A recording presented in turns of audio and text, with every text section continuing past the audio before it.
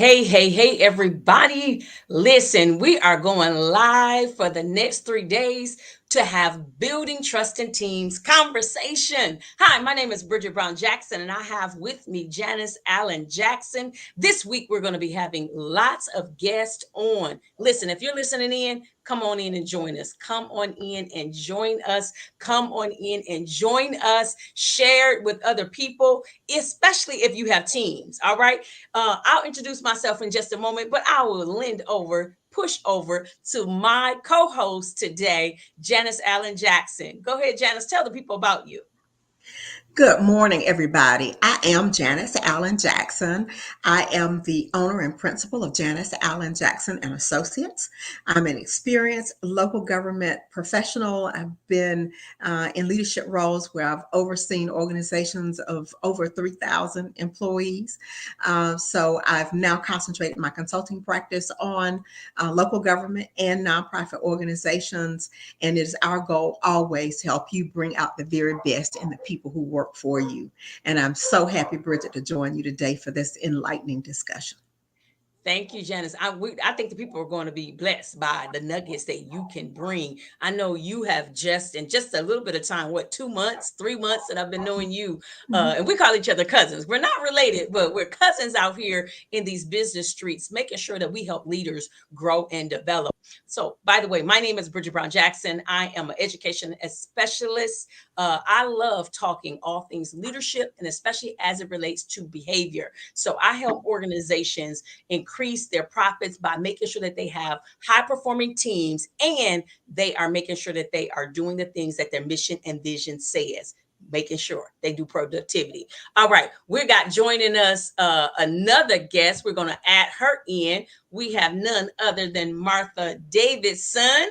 All right, Martha, go ahead and introduce yourself to the people. Hello, everyone. My name is Martha Davidson, and I am a leadership coach. And basically, I empower minds for leaders who want to thrive and strive in their roles in corporate America or even in their own businesses. So, through my Rise Up program, I help individuals learn how to live incomparable as they lead their teams in their lives. All right. Well, you heard it. Today you got the ladies. If you join us tomorrow, we're going to have some gentlemen on our team. I'm going to show it one more time so people can see. We're going to be live for the next 3 days. Please join us. Tomorrow, we're going to be adding the genius of Raymond Johnson, L. David Harris, and Dwayne Roberts. All of them leadership coaches or leadership trainers, leaders in their own right. So we're really excited. So what we're going to be talking about over the next couple of days is how to build trust in teams. So we're going to start off just kind of unpacking the 5 dysfunctions of a team by Patrick Lencioni, one of my favorite people. So I didn't say this in the introduction. I spent 17 years leading multi-million dollar organizations. And Janice, will you tell the people again, how many years have you spent in leadership world? I'm almost afraid to tell you because then folks will think I'm older than I am. But no, I have been in local government leadership positions since the early 1990s. Yeah. Also, have been involved in consulting practice off and on during that time period as well. But that also, in many instances, also involved leadership level positions. So yes, I've been at this for over 30 years, and I feel really good about the experience that I have to share with our listeners today. I love it. That's okay, Janice. You don't have to. I just said I led teams for 17 years, but I was in leadership almost 30 years too. So that's okay. We look good. We This is look why I real like good. to Martha, and then will you repeat again? How many years have you had in leadership? I would say 40. See, So look at that age looking good. I've been in leadership really out of college. I got my first manager role being a key punch operator. So that tells you Wow. how old I am. And so I've had the opportunity to work for global corporations and have worked both in the management perspective and in the leadership roles for various organizations globally. I love it. I love it. So there you have it. Listen, you have some well qualified people to talk to you today. And again, we're going to be talking about that because here is the reason for this conversation that people don't understand. If you don't have trust as the foundation of your organization, you don't have anything. All right. And so I'm gonna shoot over to Janice first to kind of unpack that. I'm gonna tell them again, we were talking about Patrick Lencioni's Five Dysfunctions of a Team. And so we're doing a series and we're going to be unpacking all of these layers over the next 6 weeks, right? Or well, actually 12 weeks. Over the next 12 weeks, because we're doing bi-weekly lunch and learn. So welcome, welcome, welcome, everybody. But trust is at the bottom. And then when we move from trust, you got to have conflict. And then when we move from there, you have to have a commitment from that team. And then that team has to hold each other accountable so that you can get the results that you wanted to execute on, right?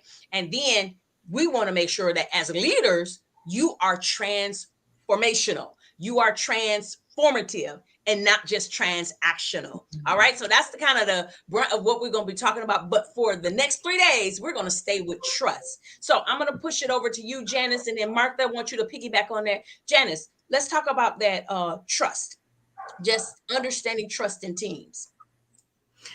Yes, I think trust is one of the most important things that you can have in an organization.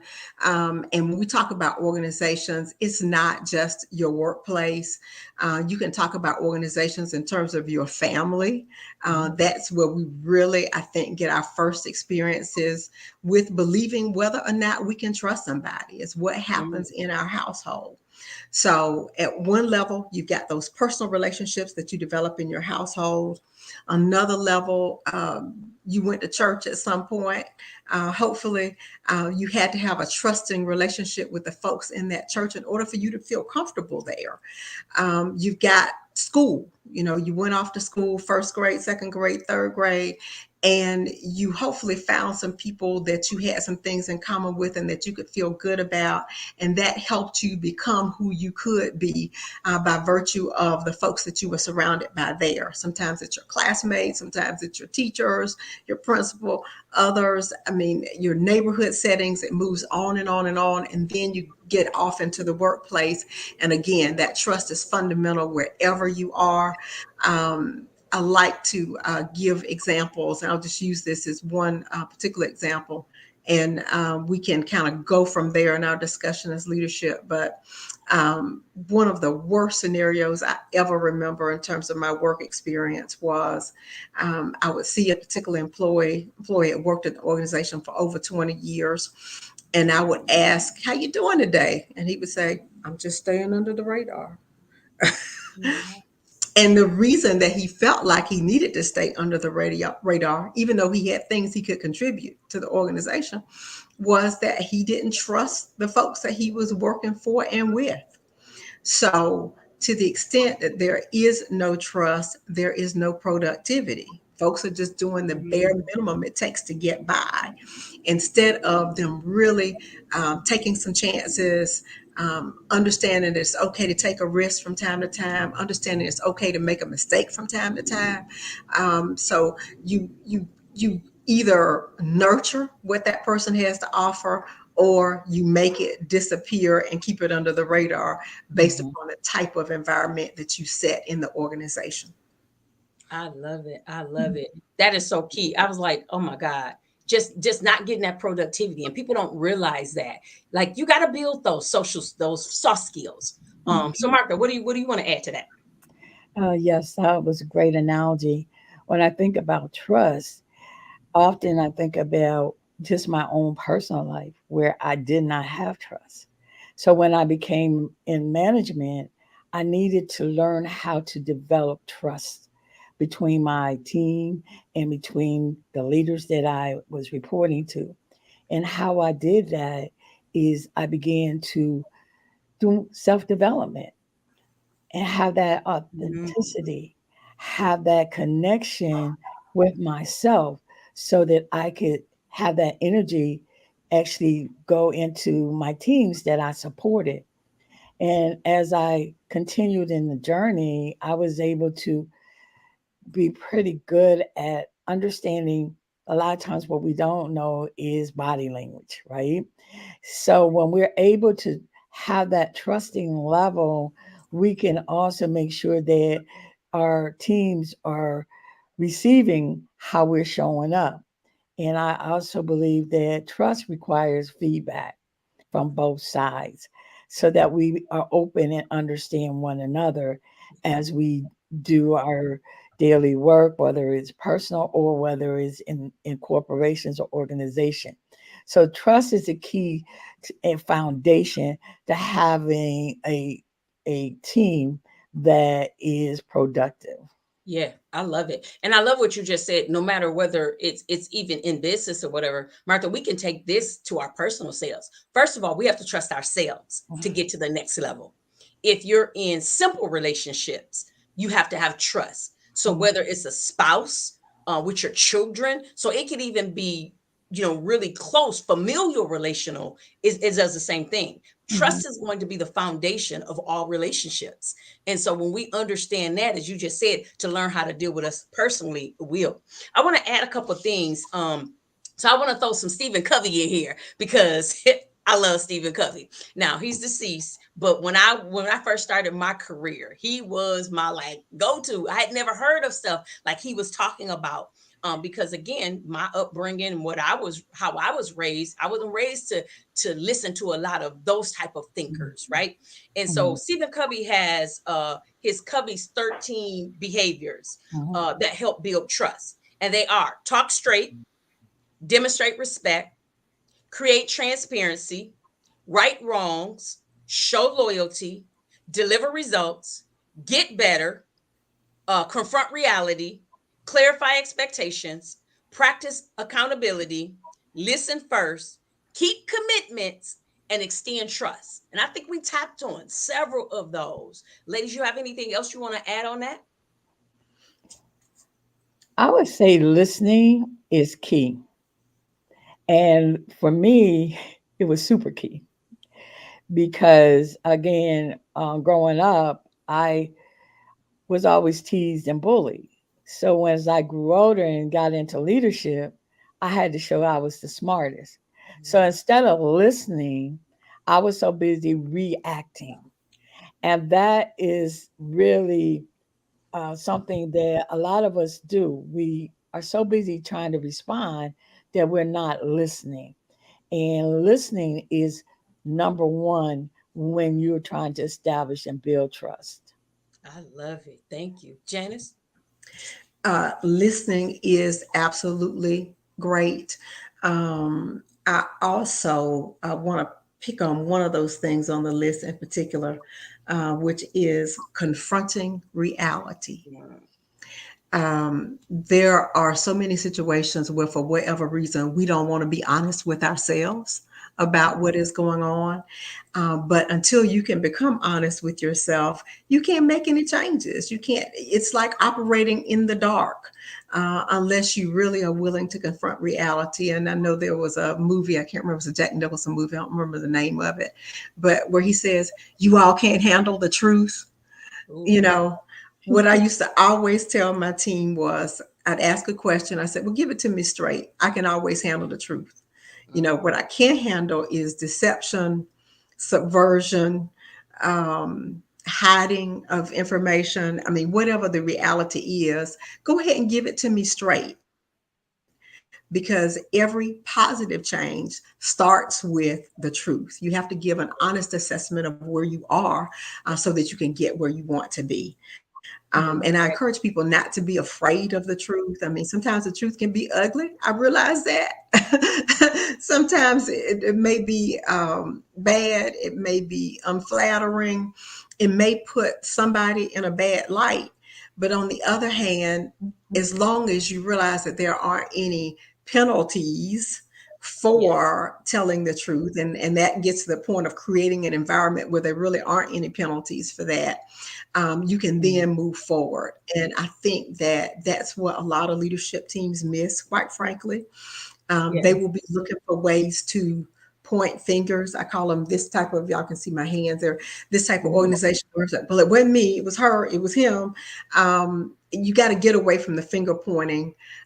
Be honest with yourself, and you can only do that in an environment where there's the comfort zone to really speak, be honest, and then you can kind of work from there. So I really love that idea of confronting reality. Mhm. I know, Bridget, you are a minister and somebody who really appreciates the word of the Lord. And there's so many instances in our Holy Bible where they just have to confront the truth.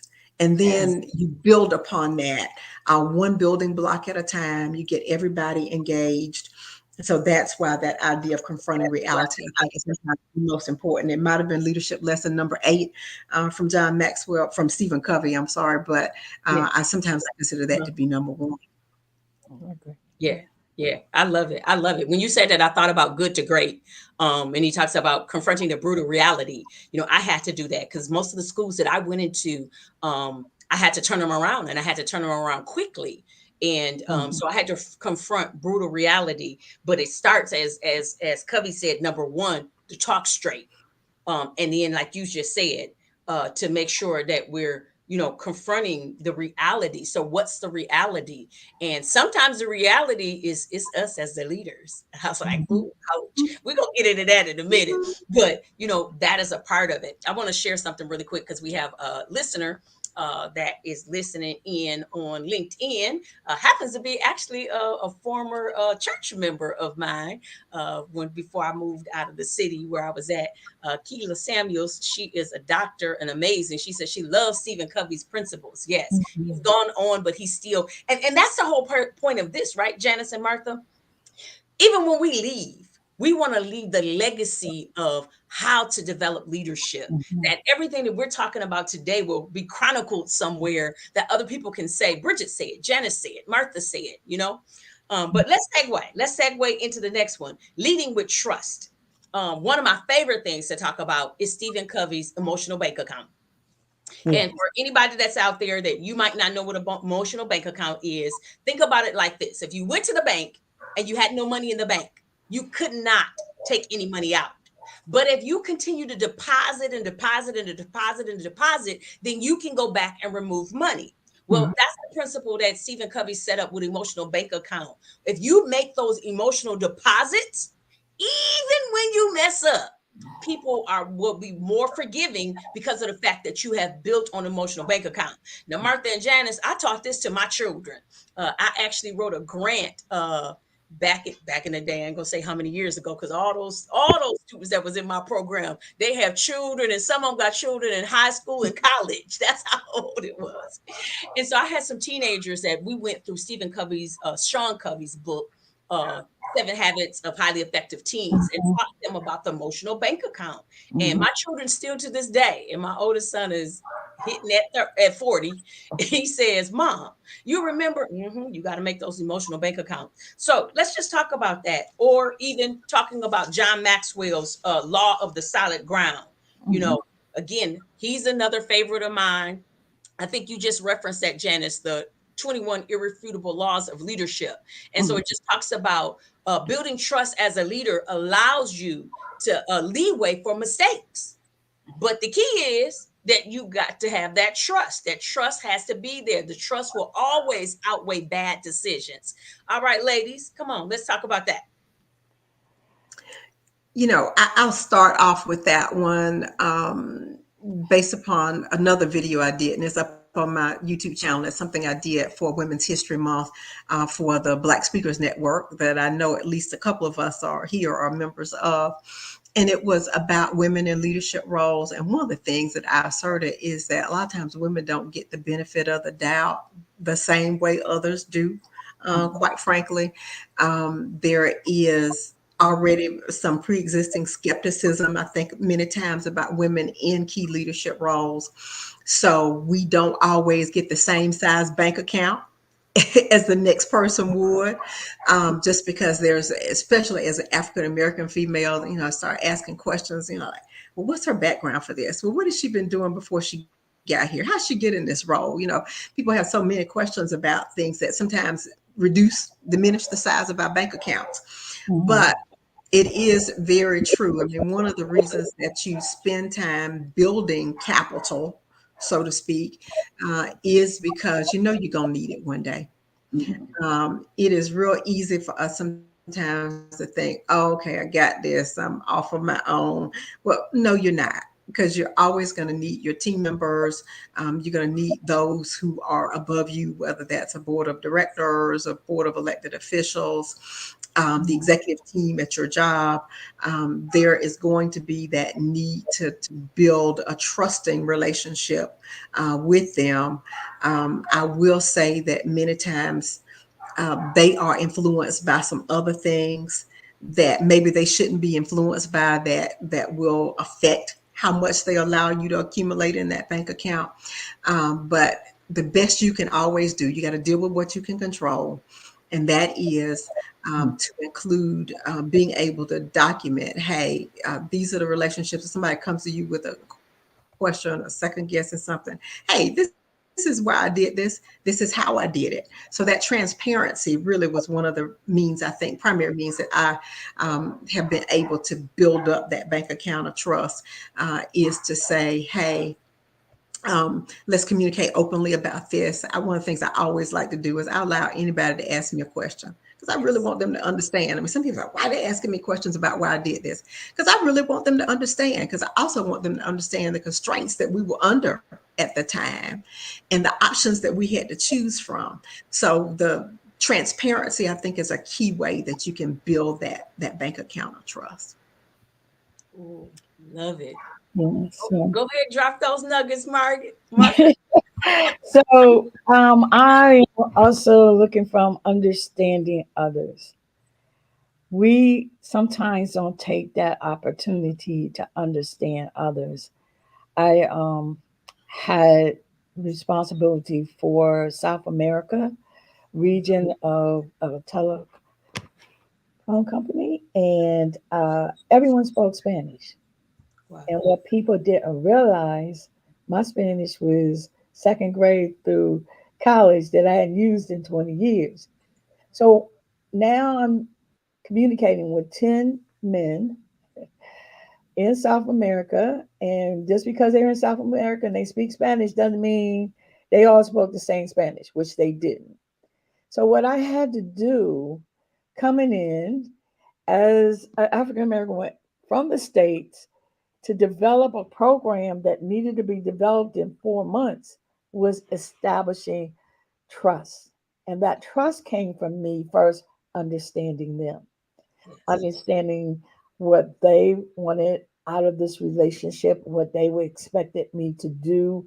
And as a result of that, when we would all get in a room at 10 together, we were able to lean on each other to develop and learn. But because I had set that, environment that, we're here to work together, I understand we all have different strengths, but let's pull all of our strengths together and work together. So I believe that understanding others is key in that arena of trust, because once you have that, the momentum just keeps going and going and going, and you're able to achieve what you want to achieve pretty fast. Ooh, I love it. When you leading us into our next segment of talk, come on, let's talk about that. Mhm. Seeking first to understand, then Yeah. to be understood. We know that's one of Stephen Covey's 7 habits. And so, how do we do that? Mhm. And Janice, earlier you were talking about you had mentioned some biblical things, and so for us being faith believers too as well, we could always lean and glean and go to the word of truth Mhm. to help us with that truth. And if we think about it, that's always what we're taught to do, like seek out other people first, like look at it from the other lens, because when you look at it from the other lens, you can. And Janice, you can jump in, Martha, you can jump in. It just reminds me of the prodigal son.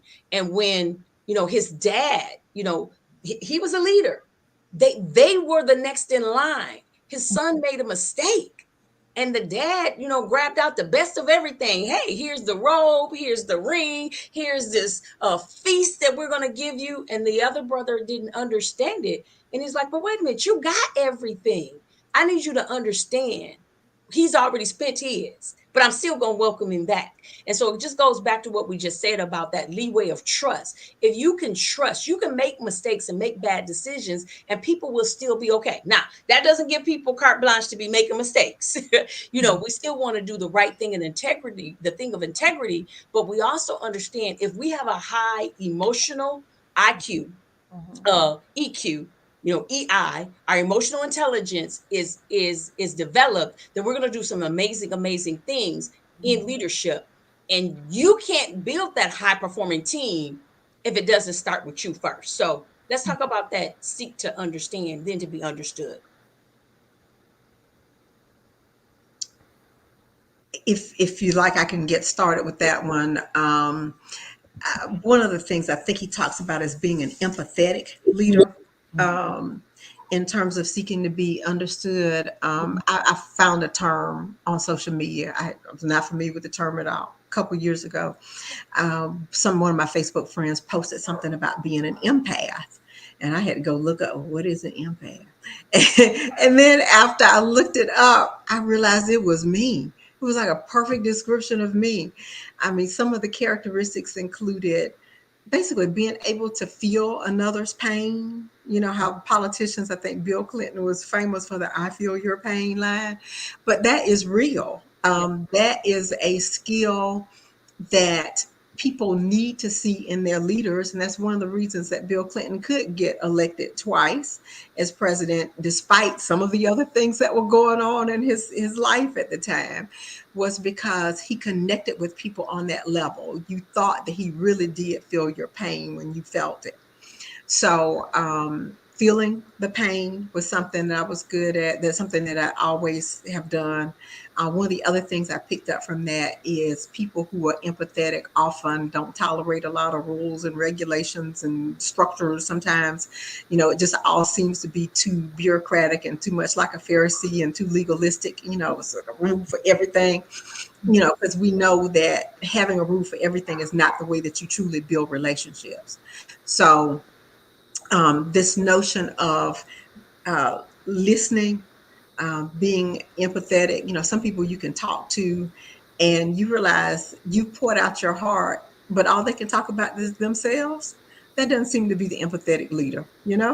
But if you're talking to somebody and you're pouring your heart out, and they can say, okay, well, I maybe have not been there, maybe not been in that place before, but let's see what we can do to help you get out of that place or help you feel better about the place where you are.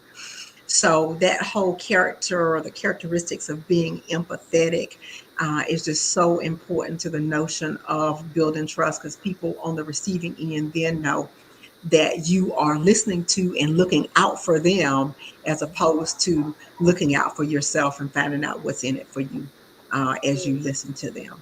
I love It it. truly I becomes love two-way conversation, and folks feel like they've been understood, which, trust me, is the greatest feeling in the world, to feel like that you've been heard and understood. Mhm. I love it. You could be my leader because I couldn't do leaders that didn't understand. I love that. Were you going to add, Martha? So, yes, I was just going to say a lot of times for many of us, we've been put in situations where leaders weren't empathetic. And so for me, I had to realize that my compassion, my empathy was still my true value and core. So learning how to just have that as my baseline helped me to just deal with leaders. Um, because a lot of times they don't have that knowledge because no one's really shared the importance of empathy. And so for me, having that realization that how I showed up, I think we talked about earlier, your internal determines your external. So Mm, we're able to lead from our heart, when we're able to lead from our compassion, our passion, that also is like energy that gets converted, and it helps, smooth those days that, you know, that they're not where you are in terms of being empathetic as a leader. Yeah, I love it. I love it. Actually, when you all were both talking, it made me think about one of my leadership moments that I had to grow. And I was new. I was new to being a principal, and this school that I had was humongous. When I left there, I had like 67 direct reports, and so well, humongous for me. You know, some people like might be listening to this that are educators. Like, what? I have 1,000 teachers in my school. Okay, for me, where I was at, we had a charter school, and we were considered a bigger charter school. We had almost 750 students. So we were considered pretty large. Um, anyways, I had a teacher, I had a staff member that her dog died. And she was like, you know, I got to go home. And I'm like, go home. Okay. It's just your dog. Your dog died. And I'm not an animal. I ain't gonna say I'm not an animal lover because I do. I love animals. I'm over my great aunt's house right now. She has a dog, so I love the dog and everything. But I've never been a pet owner. Let me make it like that. That might be the best way of saying it. I've never been a pet owner, so I didn't understand the pain that she was going through. And I gave her the time off, and I did and everything, but I still couldn't. I'm like, okay, you could go deal with that when you get off of work. You know, kind of. You know, we were in, and let me back it up. We were in the middle of testing, so it was a crucial time. You know, it wasn't just an ordinary day. Mhm. And now as I think about that, 20 years later, I'm like, that was devastating for her. That was like her losing her child. So if I had a not, allowed her to do that, she'd be like, wait a minute, you like, this is my baby.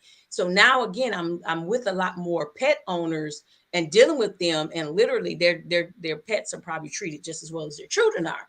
Mhm. And so understanding that. Up, you on mute, Janice.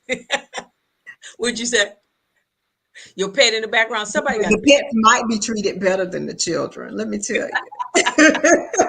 exactly, exactly. And so just understanding those little things, because it's not important to us doesn't mean it's not important to other people. And I said that to say, because one of the things that I do in exponential edge ventures is we help people realize who they are, unpacking it using what I call the flight assessment, which is just a form of the disc assessment, to understand your personality preference and your personality style. And when we understand that, then we understand how we see and view everything else. And so, we have to be able to understand people first. So thank you. Anything else on that before we turn and get ready to go to the next level before we get out of here? Yeah, I think perspective is key. Mm, It's real key because all of us sitting on this panel and listening have different perspectives based on our life experience. So, as leaders, we must understand that perspective is personal. hmm So, understanding where someone is coming from and how, in this situation with the pet, is different than maybe you without that pet. So, perspective is really key in managing teams and leading teams, is always be aware of how you show up with your perspective and how you can support someone who has a different experience and perspective. Yeah. I'm glad you said that, Martha, because that just made me think about one of the things that I'm in a group of coaches that were all certified under Dr. Eric Thomas from Thomas and Thomas Associates to do the flight assessment, right? And one of the things that we always talk about when we look at the personality styles, we talk about the fact that you have your mature and you have your immature. Now, we're not talking about age at all. We're just talking about in self awareness. Mhm. Some people are extremely self aware, and then some people need to work on their self awareness. And until they get to that point, then that leads to what you just said, Martha. Sometimes they can't even have a perspective because their perspective is skewed by their emotional intelligence. Their awareness needs to be sharpened. And so they can't self regulate, or they can't be empathetic, or their social skills are not what they need to be. Even if we're talking about the leader, their motivation is not where it need to be. So I just talked about the 5 components of emotional intelligence. They can't be in depth in that because of the fact that they don't have that sharpened. They might Right. be on the more immature level. So again, that's not talking about them, but that's again, people need to sharpen. And you know what I'm finding out? I have met some people who are, I'm in a circle where I'm around a lot more uh business owners that own their own business, entrepreneurs, and I'm running across entrepreneurs that are high performing, that are really, really moving in everything, but sometimes their self awareness is not where it needs to be and it's costing them. So I love that you said that, Martha. Perspective. Anything else on that? Yeah, I Yeah, I was think. just thinking, I think we've hit on two key points here. There is self awareness, because you got to Mhm. be honest with yourself, as we talked about confronting the reality of who you are.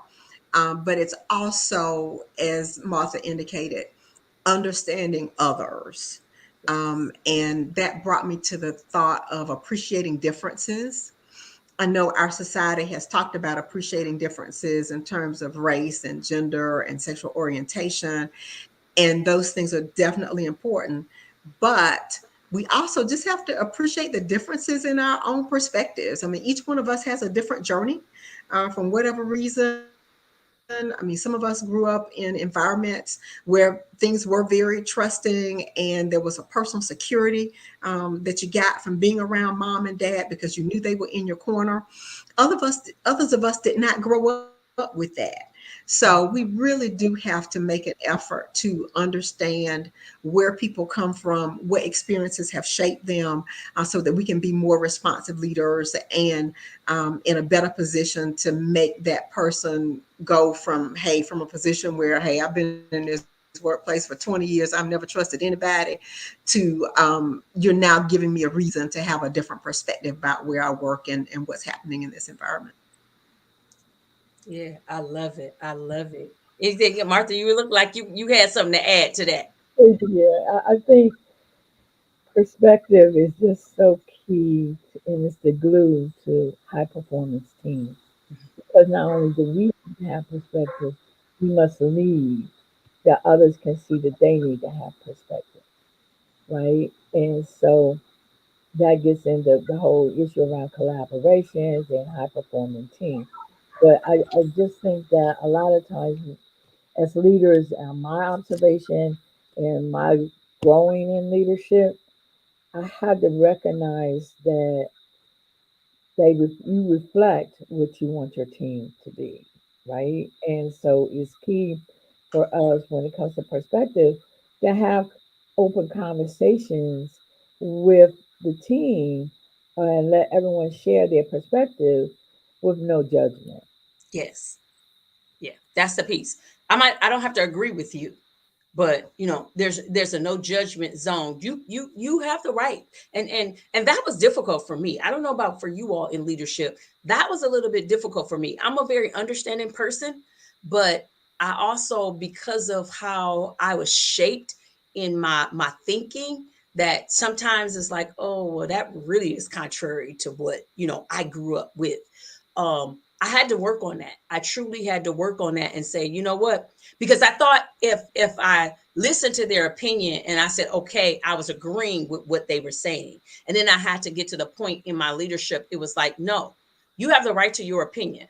All of us can bring our opinions out here, but then we can also walk away to agree to disagree, and also to just be able to appreciate the value that each of us bring to the table. Again, like you said, Martha, that perspective. So I don't know about you all, but again, that was something I had to work on. Oh, I'm definitely different now. Again, I believe everybody has their opinions, but I am a little bit more vocal. I just don't want you trying to squash out mine either. I can respect you, but I want you to make sure you respect mine too. We're gonna have different perspectives. Yeah. Yeah. All right. Well, anything else And on that? diversity in those perspectives is okay, Yes. Yeah. Yeah. So we're because gonna wrap each up one with each one is going to bring something different. Right. That's exactly. it. Somebody brings something different today. And even sometimes when those differences come out, we don't have to agree with it, but it might spark something that's like, wait a minute. Okay, it could be something to this. So yeah, it's always great to again allow that opportunity. And you got to have the trust. Going back to it, we were talking about our initial conversation for those that are listening, it's all about trust. It's all about trust. If you don't have the trust as a foundation, think about when you're building a home. When you see those homes go up, you don't see them put the roof on first. You don't see them trying to put the sides on first. They're going to lay a great foundation. And they have to lay that great foundation, because if they don't lay a sturdy foundation, that house will not stand. That building will not stand. And so that's what it is with trust. And that's why we're talking about that trust first. Because if you don't build that trust going out the gate, we're going to talk about it in the next series in a couple of weeks. Conflict. When conflict comes up, you don't know how to deal with the conflict. And I don't know about you all in your perspective areas, or where you were at in education. Majority of our of educators, not all of them, but a lot of them are conflict avoiders.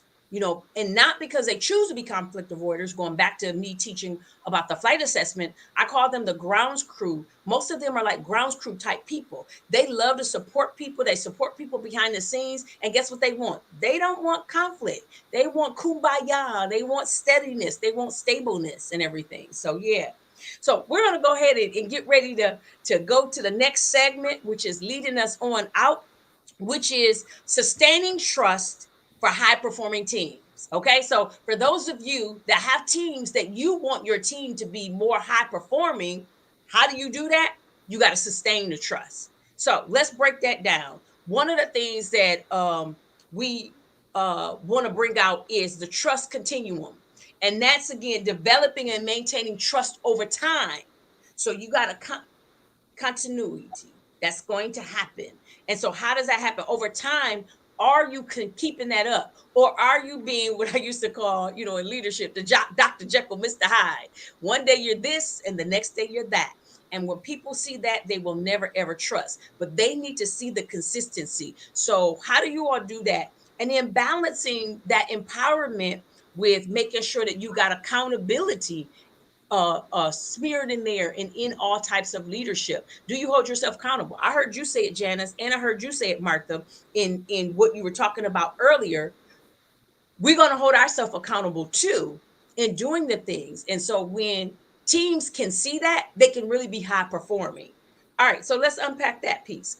What do you do to have long-term impact with your teams? Feedback, open feedback, and have that connection that you can speak honestly and be able to have that trust between not only you and the team, but they see the consistency in your authenticity. Mm, And so it's important for me to make sure that when I expose my weaknesses, that I own them. yeah. And it's important for them to see that, because that gives that trust level, that emotional bank account. It gives you everything you need to perform. Now, there will always be those that can really take you to another level. But if we're consistent in how we respond and be intentional how we respond, that helps motivate the team overall and keeps that energy high in terms of the commitment. In neural leadership, we call it having that relatedness or Mm. fairness. And when as you lead with fairness and relatedness, that or goes all the way into how the team responds. Ooh, Martha. That was Yeah. a good encapsulation of that. Yes, love it. So what you got to add to that, Janice? When you spoke of the continuum, I think about where I found myself sometimes. It seems like you start off and based upon first impressions, folks feel good and the level of trust may be pretty high just in terms of expectation. And then over time, as you confront some more difficult and more challenging circumstances, it may wane a little. So you may see a dip in that trust during that time period. My goal was always what folks saw at the end. You get there, you start off, you get with a fresh opportunity, so to speak, although sometimes it's not that fresh because people may come in with some preconceived notions anyway. But you start off where you are, make that good impression. You have your rough times in the middle. But at the end of the day, if your leadership term was 1 year, if it was 3 years, 5, 15, 20, you want people to be able to say at the end of the day that, yeah, we did experience some true transformation. It was an environment where I felt more comfortable working because I felt like what I had to say was appreciated. I felt like there was follow through with the things that we started. I felt like there were results that we got that not just glorified the leader, but things that were about the organization. In our case, in local government, it's the community. What have you done to better serve the community? Um, my goal always is to make sure that at the end of the day, folks realize that it wasn't about me. It was about the Yeah. organization. It was about the people who worked in the organization. It was about the people that the organization served. So that continuum, there's going to be ups, downs. Hopefully, you have a long enough tenure where folks can see you emerge from the downs into a place where, when they reflect upon what happened during that time period, they feel good about it. I love it. I love it. I love it. It's always a learning process and continuing to move, to develop, and to grow. Not just as a leader again, but like you said, allowing that team to develop and to grow. But it's always going to start with the leadership first. Uh, I heard somebody say on a call earlier, even today, that some people say it's lonely at the top. And it doesn't truly have to be lonely at the top. It can be. I've had those times where it was lonely at the top.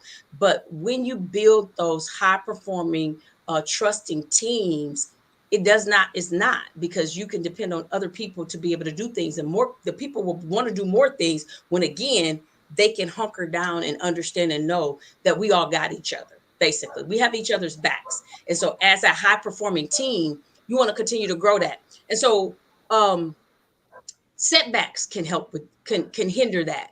So one of the things that again, I love telling my nightmare stories, because the nightmare stories really will help somebody else. Because I don't know about you all. You see people out here, especially in these social media streets right now. Everything looks good. No, tell me the crazy stuff that happens behind the scenes, because I want to be able to truly learn. And again, being out here, the CEO of my own company and business now, it's totally different than when I ran somebody else's organization. I still have all those skills that I was able to transfer over, but the pressure is different because this is mine. It's on me, right? And so I want to hear some of those things. And so for people that are leading, I like to share this story. And I don't think I've ever shared this story out here, especially in the internet streets. But I had a leadership role where I had some of the people that came after me. I had some parents, and they were coming hard. They did not want me to be at the school, and not so much because I wasn't doing some great things for the school. They had control over certain things, and I came in and I changed that and everything. And so they didn't want that. Well, that disrupted some of the stuff with the staff too, as well. So now we got a staff that's having and dealing with conflict. And so, how do we get that trust back? We had to build it. I couldn't assume that they were going to say, "Oh, we could trust Bridget," because I was new to them. I had to do some things again to be able to build up and to grow and to develop in that area, in those areas where as a team we were weak. And so we did a lot of face-to-face conversations during then. I had a lot of my doors open and everything. And so it's very crucial and important that, again, you have an open door policy. I think you said it earlier, Martha, that perspective. You said it, Janice. We have to be able to be willing to let people talk. And so, can people be their authentic self? When we do that, we're going to sustain that trust and keep on building it. But we definitely cannot ignore stuff and put our feet our head rather in the sand like an ostrich. We have to, you said it at the beginning, Janice, we got to confront it. And so confronting those things. So what are those things that can set you back? Dealing with them head on. And I want to end up with this. Let's talk this on our way out. Sometimes people have to be let go on a team. And what I used to do, because I didn't like conflict when I first started, so I would not tell the whole team about the conflict, about, well, we had to let somebody go. And so we just keep on like as if that person never left. Have you all had that? And here's what I learned with it is I had to talk to the team about it, because my thing was, is that person's personal stuff. We're not going to discuss it. But then I had to learn through a coach, having a coach coach me in leadership. We're not talking about the person, but we are talking about the dynamic that person left. When they left, how it changed the team dynamic. Let's talk about that, because that's a big piece of trust too, as we get ready to segue out. So for me, it it was challenging because you were put in a position where you needed to make a decision on the energy of the team, the cohesiveness of the team, and when you had someone that wasn't in alignment with that, it impacted your overall mission. So I had to struggle with how to best to do that, and still to this day, um, openly say that it's challenging, and it's challenging because that empathy, that compassion sometimes overrides what you need to do. So I've had it happen, and the result was that you have to deal with it professionally and just understand that, for the team to move forward, the momentum still needed to be a positive environment. Thank you. What about you, Janice? Yes, several examples came to mind as you're speaking, and since we're so short on time, we only got a few more minutes here. Again, the need for transparency and communication. If there was a situation where there was a department director that I had to let go, I would always go back and meet with the staff later, immediately afterwards. And sometimes the questions they would ask were very telling. I mean, they would ask questions like, is it something we did? Was there Mm-hmm. something that we could have done to prevent this? So there's a feeling of guilt sometimes Yeah. when their team leader has been let go. Sometimes there's a feeling of renewal, which is also very telling. And folks will say, hey, this gives us an opportunity to start over, because many times they knew that something was amiss. So there are various emotions. And again, you need to feel them out to figure out what they're thinking so that you can directly address whatever it is that they have in mind about that separation and how it may impact them, and what you can do moving forward to ensure that that productivity will increase. Yeah, yeah. And that's the piece that I wanted. I wanted to end with that, so we understand, like, we can build trust, we can do all the positive things, but sometimes you have to dismantle a team, rearrange a team, and even rearrange it doesn't have to be a termination. It can be just rearranging, restructuring, reorganizing, and that does affect the team. And so sometimes they'll ask those questions, and I'm like, but we have to be able to be, as leaders, to have those forthright conversations. And again, I thought, well, that's their personal information. Nobody has it. Why do we have to talk about this? Because I was new at leadership. And so when I understood, no, you got to have those conversations, because that person leaving the team, even if they leave on their own accord, didn't even have to be a termination. That does affect the team dynamics. And so having those conversations, because it's going to affect the trust.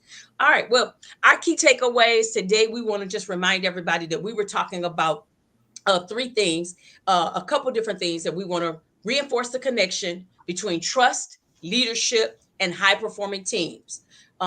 Also, I just want to thank everybody that was on. I don't know what just happened. Technology can act crazy. Martha did like a Star Trek. She didn't beam me up, she beamed me out. and everything. And I want to thank the wonderful, marvelous Janice Allen Jackson for being here today. Thank myself, Brigitte Brown Jackson, for being here. I will not be the host tomorrow. We want you to come back. We definitely want you to come back. We want to have questions. And so if you're watching, we do see some people are watching in real time. If you have questions, drop them. We're going to be here for the next 2 days. And so we can bring those questions back up on tomorrow. But we want to save time at the end so that we have some time for Q&A. So if you have questions, you're welcome to we invite you. So drop those, and whoever's you're listening to on their profile, drop it, comment, DM, whatever you need to do, and we will make sure that we bring those questions out for you. I'm going to give the floor over to the marvelous Janice Allen Jackson, my cousin out here in the business streets. Go ahead, you can close us out. Any last words, remarks, and how can the people get in touch with you? Sure. Sure. And we want to thank Bridget so much for calling us together while we're here as a team. This was definitely her brainchild. So it was the first time I've ever done a LinkedIn Live. Hopefully, we've met your expectations with what we have to offer today, as well as the subsequent sessions that we'll be doing for the rest of this week, and then some more over the next several weeks. I am Janice Allen Jackson of Janice Allen Jackson and Associates. I invite everybody who's listening, please connect with me on LinkedIn. We all are in a business where we need to grow our networks. So please reach out to me there. Also, I am the host of the Local Matters podcast of Georgia. Please subscribe on YouTube and follow us on Facebook. More so than anything, please call us to speak for your organizations, your events, your conferences. Bridget and I love to get out and talk to people about our experiences so that they can become better. You and your team, your organization can become better at what you're doing. Be blessed, and thanks so much for joining us for this conversation. All right, we'll see you back tomorrow for day number 2. Day number 2, we're going to be talking about fostering collaboration, innovation through trust. All right, see you tomorrow. Bye bye, everybody.